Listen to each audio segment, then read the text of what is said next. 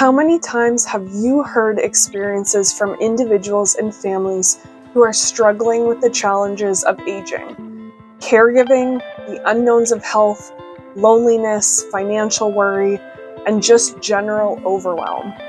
I spent 10 years working in the aging sector, hearing these same stories of struggle over and over again. And at the root of it all, no one is teaching us how to plan for aging from a holistic perspective. So welcome to the Ageucation Podcast. This is where you will get the aging education you didn't know you needed. My name is Jess Davis.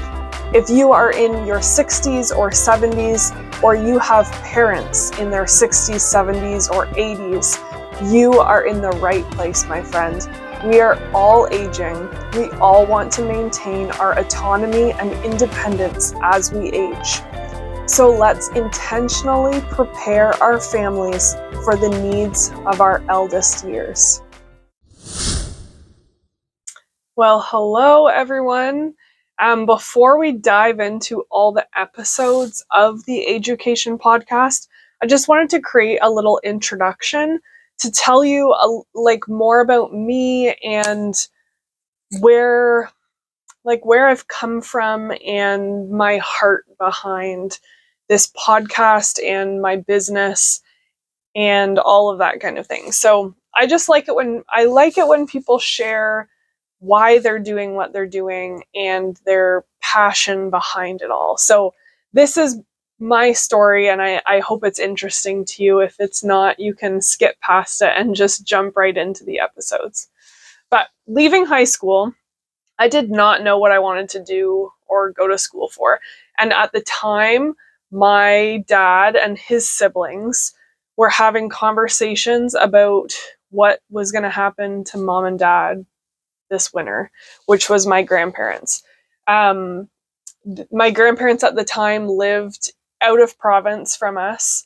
They lived 4 provinces away. And they lived in rural area, kind of 45 minutes to an hour from town, and with no real support around them. They were just relying on neighbors and extended family and things like that in their area to support them. And during the winter time, that becomes a real hang up, because for living in rural Canada in the winter, the snow can get pretty heavy, and if snowplows don't get to you and nursing care can't get to you or emergency care, then that becomes a real heavy thought on other family members. So I remember my dad saying at the time, I don't know if he was joking or not, but he kind of said, well, you're not going to school or doing much, you should go live with them. So I thought about that and took it to heart, and I did go live with them. At the time, they were 89 and 92 years old. So yeah, I flew to them the first week of January one year, and it was definitely a bit of a transition for both me and my grandparents. Like I said, they were in their rural family farmhouse that my grandmother had lived in since she was a child, that she built with her siblings as a child. And she had her ways in that house, and my grandfather came to have his ways in that house. And I was just kind of jumping in the middle of it all, doing what I could to support them. But in all to say, it was the biggest blessing, and I gained so much from that experience. I will talk about reciprocity between generations a lot, and I genuinely feel that although I was there to care for and support them, I gained so much more from them than I could have ever given. So I just feel very blessed in that. So that year I moved in with them in January. I lived with them until May, and then went back home for the summer. I did spend part of the summer with my grandparents also, but that September, I had always had an interest in human movement and fitness and health and that kind of thing. So I enrolled in a fitness movement and nutrition program that fall, but upon attending the program, I learned that I could do the entire first year online. And at that time in the fall, I was again hearing the conversations with my dad and his siblings of, mom and dad still don't want to move to a care home. What do we do again this winter? So I raised my hand again, and I did another January to May with my grandparents, and then part of that summer also. But like I said, I already had a deep interest to study the human body through movement and healthcare, etc., etc. But in living with my grandparents, I had developed such an interest in aging specifically, and it hit me that this experience with my grandparents was all leading me to realize that that was my calling and my passion. So since then, I've completed diplomas and degrees and courses in human movement and health, gerontology, retirement communities management, end of life, death care, senior home safety, and adaptive home renovation. And then I've volunteered and worked in physical training, aging rehabilitation, hospital, care homes, aging sector consulting, and social aging research. So I've really tried to see and gain experience with a broad lens in the sector, and it's allowed me to have a very holistic view and understanding on the needs of aging. So through 10 years of working in all these different areas of the aging sector, I continuously saw the same challenge and struggle within families. So over and over again, I was watching families struggle through the aging journey, many of which could have been avoided by proactive planning and conversation. But the problem is no one is teaching us how to plan for aging. No one is guiding us through conversations and decisions that we need to be making about aging. So, we've created this society where everything is about the individual. I go to school, I get a job, I start a family, I buy a house, I buy the groceries, I find the childcare, I plan my finances.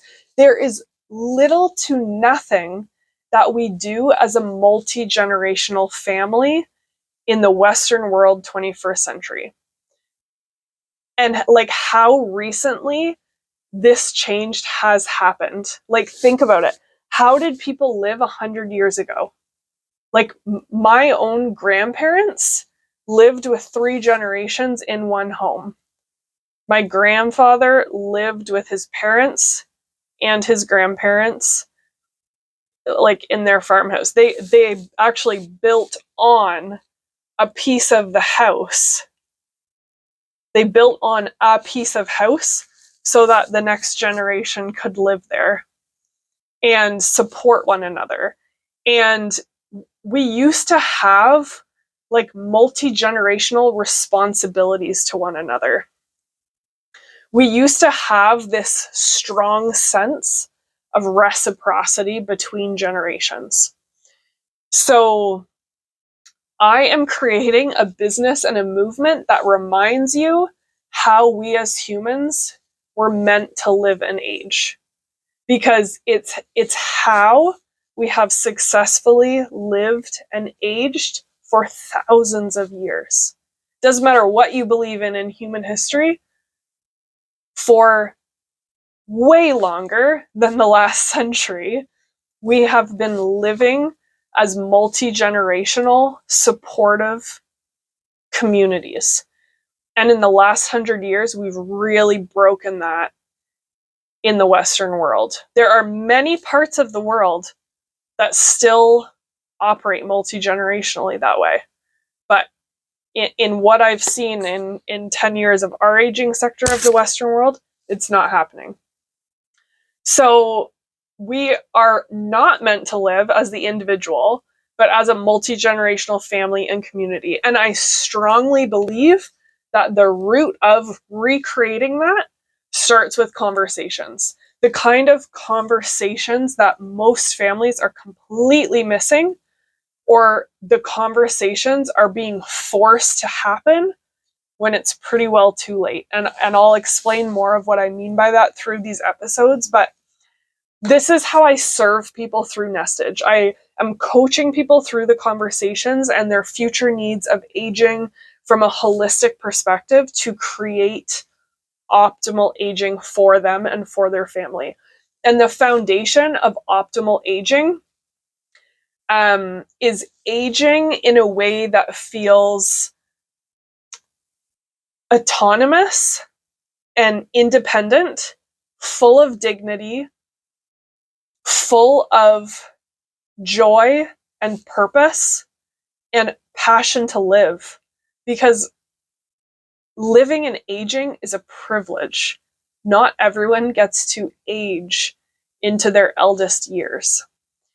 So it's proactive and intentional conversations between multiple generations of your family that will create an optimal aging experience for the eldest generation. And I just want to define family for a moment, because I know that does not look the same for everyone. Family does not have to mean your blood biological family. It's whatever definition of family you have. You may have friends that you feel are family, that are closer to you than blood relatives. You may have cousins that are closer to you than your own siblings. Your definition of family is your definition of family. And I'll define why multiple generations of family. I actually have a framework around the multi-generation concept that is in my Ageucation mini course. Mini plug for that right now.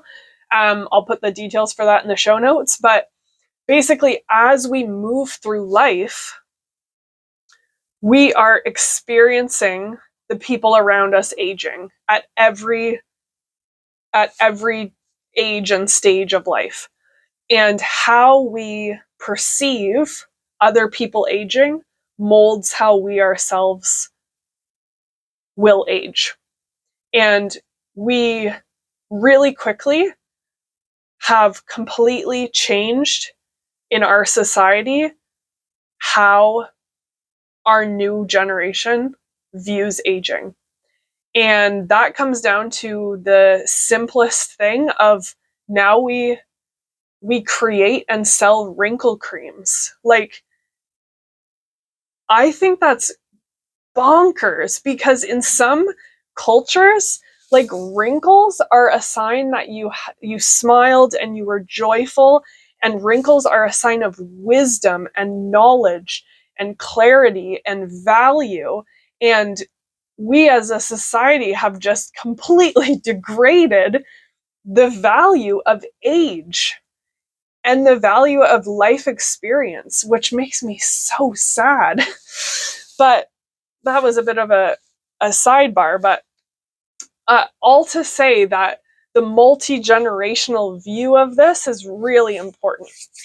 And maybe I'll just kind of jump to the business name of NESTAGE, because I get questions on that. Why, like, what does NESTAGE mean? So I named the business NESTAGE because through the experience I had with my grandparents, I came to believe that everyone deserves to have the autonomy to choose to live and remain in the comforts of their home or their nest for as long as they want to. So the word NESTAGE means a place or a group of nests, which brings the community aspect to the name, and what I'm so passionate about. And then, of course, you can separate the word into nest and age, which both obviously have significant meaning that I've just described. So that's just a bit of background about me and the business I'm creating and where my heart really comes from in all of this. I always just like hearing people's stories behind their work and what they're creating. So I wanted to do that up front in an intro episode. But I would encourage you to go check out my website to see what I'm currently offering as workshops and coaching and different ways I'm serving people. I'm not going to list anything specific here on this introductory podcast because I have a sense that I'm going to have a lot of iterations and growth as I gain clarity in the needs of people and families that I'm serving. So my website will always be kept up to date with whatever I have to offer and serve you with. And then this podcast will likely morph and grow, but the first number of episodes here, I want to share real life stories and solutions of families that I've worked with throughout the years or talked to. Names and details, of course, will be changed or not even included so that everything will remain confidential. But I just really want to open up the conversation for us all to realize that you are not alone. Hearing other people's challenges and the things they tried or the solutions they came to around aging will be so valuable to you, and you will see parallels that you can take into your own life or share with the people around you.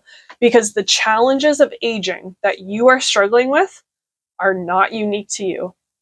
The details may be unique to you, but at the root of it, we're all there.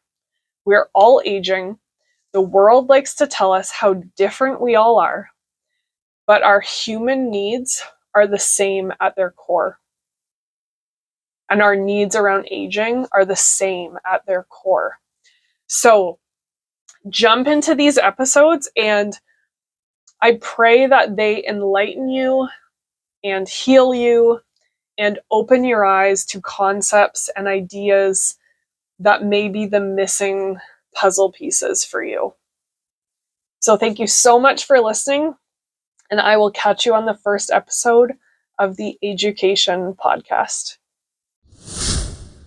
Thank you so much for listening to this episode of the Ageucation Podcast. I have 3 reminders before you go. Number 1, go check out the show notes for any resources or links that I mentioned in this episode that may have piqued your interest. Number 2, please share this episode with a friend whom you think it would bless, because in order for more families to benefit from my age planning resources, I need listeners like you to spread the word. And number 3, I would love to hear from you. Email me with your thoughts on this episode or suggest a topic you'd like to hear on a future episode. Find my email in the show notes. And remember, we're all aging. Aging is the same as living, and it is a privilege to live and to age.